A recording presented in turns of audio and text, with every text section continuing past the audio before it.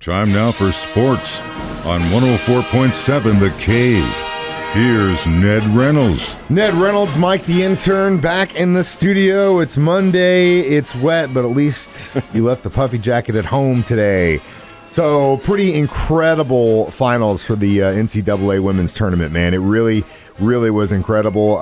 Did you think it was going to turn out that way, though? Not that decisively, no, but there's no question South Carolina's the better team, not in that tournament, but in the country as well. They're big and they're strong and they're very, very fast.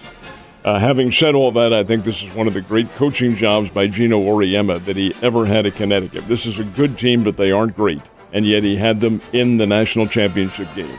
They're offensively challenged. Part of last night, they lost 64-49 to South Carolina. Part of the scoring drought was the fact that the South Carolina defense was so quick and so tenacious and took Connecticut right out of its game plan. That was part of it, but number two is the fact that Connecticut is not a real good offensive team other than Paige Beckers, and she's an outstanding player. And she was guarded when she left the bus in Minneapolis. As soon as she got off that bus, the defender was on her, never let her go. At one point, there was a pick set for Paige, and the individual setting the pick knocked the defender on her keister and got called for a moving screen on the play, and rightfully so. It was a hard check. Anyway, that's all beside the point. South Carolina, better team, and they deserve to win, and they are the national champions of college basketball, 64-49 over a UConn team that really overachieved this year. Really did a good job, and again, it was a great tournament, both the women's and men's, and we'll talk about the men's because there's a lot to talk about next hour. But before that, let's talk about golf. Tiger, it's just incredible to see his progress so far, especially with the crash that he had and the fact that he's wanting to, again, compete or try to compete professionally. Hats off to him. The guy's got more drive than most. He's going to test that, though, at Augusta. Your thoughts on that?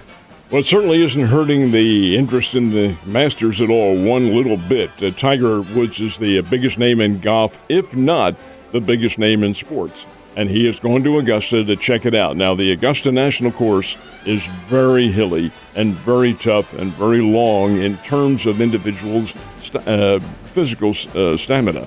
And Tiger Woods is just a little over a year away from a very serious accident in which he thought he was going to lose one of his legs. Well, fortunately, he did not. He thinks he can give it a try. He wants to. The Masters is arguably the greatest crown jewel in all of golf, and he wants to give it a shot. So he's there to test it out to see. He will not play if he doesn't feel like he is capable of playing with the other guys. If he does, he'll tee it up on Thursday. There is no allowance for anybody to ride in a cart. He can't do that. He's got to walk the course. That is the rule, and that is what he will try to do. Green jacket, gold jacket, I don't give a... Well, there was some NASCAR racing going on in Virginia. Who got the win there? Denny Hamlin got the checkered flag over Kevin Harvick in that race at Richmond. A good, solid effort by all the drivers, some of whom were here earlier this week in the Bass Pro. Yeah, dude. And they get literally out of there and they fly back there so doggone fast. I mean, these guys it's because they're friends with a guy who's got a private jet. They probably can get him anywhere they want to. It's funny you say that. Everyone was in town this week, and I bet you were locked inside as far away from everything as you could. And I don't live too very far away from them. I can just think neither one of us do. So funny. He snuck out for a little bit of training, but then he went back and shut the door, and now he's here Monday morning.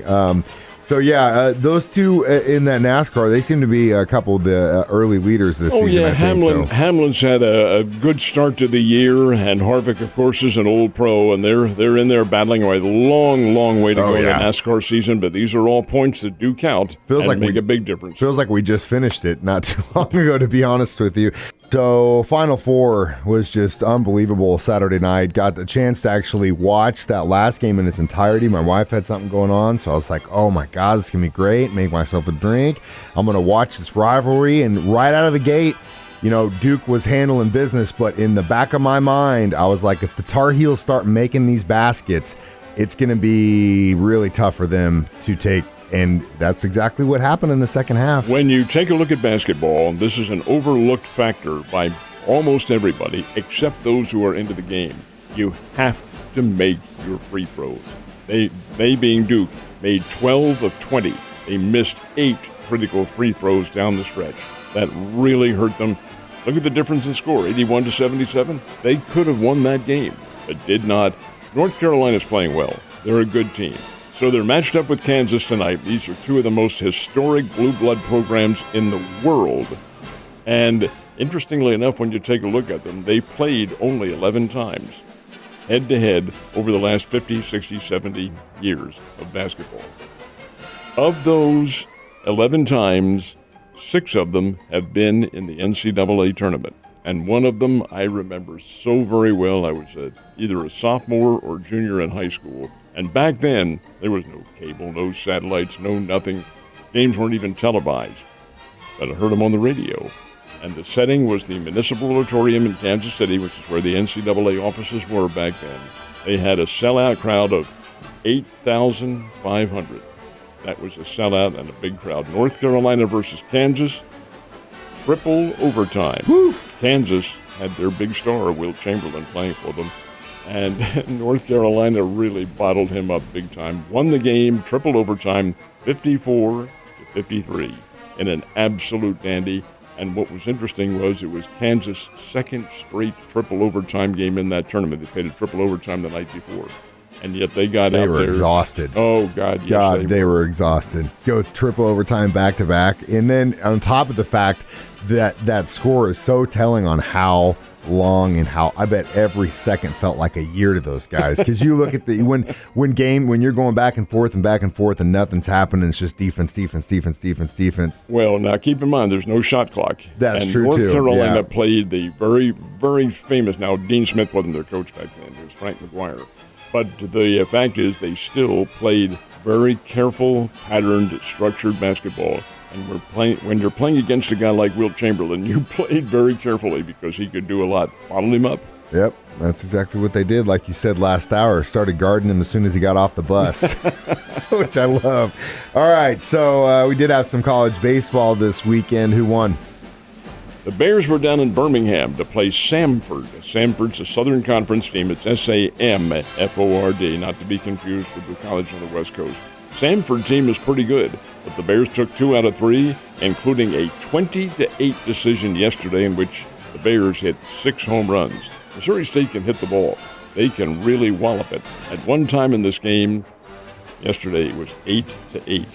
And the Bears scored 8 runs in the 8th inning and then added 4 more in the 9th to make it a 20-8 win. Missouri State is playing well. They have a series next weekend, and this is their conference opener, in Dallas against Dallas Baptist.